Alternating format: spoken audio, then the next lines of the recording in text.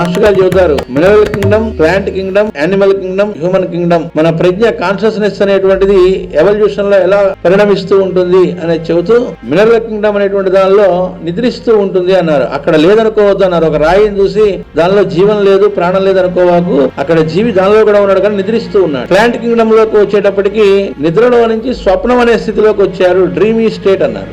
Animal Kingdom లోకి వచ్చేప్పటికి మెలకువ వచ్చి ఉంటుందిట, అవేకనింగ్ స్టేట్ అన్నారు. మరి నరజన్మకు వచ్చేటప్పటికి మనకు మెలకువతో పాటు ఇంకొకటి ఉంది ఎక్స్ట్రా అన్నారు మాస్టర్ గారు. ఏమిటంటే నేను ఉన్నాను అనే ఎగ్జిస్టెన్స్ ఫీలింగ్ మనం ఫీల్ అవుతాం. ఒక కుక్కో ఇంకోటో నేను ఒక జీవిని, నేనున్నాను అనేటువంటి ఫీలింగ్ ఏదైతే ఉందో మనకి, ఆ అయామ్నెస్ అంటారు, చిన్న అయామ్ అని చెబుతారు, అది మనకుంది కానీ వాటికి లేదు, అది కూడా మనకుంది. ఇక్కడ ఏం చేస్తున్నారట, ఇలా నేనున్నాను అనే ఫీలింగ్ ఏదైతే ఉందో దాన్ని ఆధారమైన బ్రహ్మయందు నిలిపాను అంటే ఈ చిన్న నేను పెద్ద నేనులో కలవటం అన్నారు దీన్ని మాస్టర్.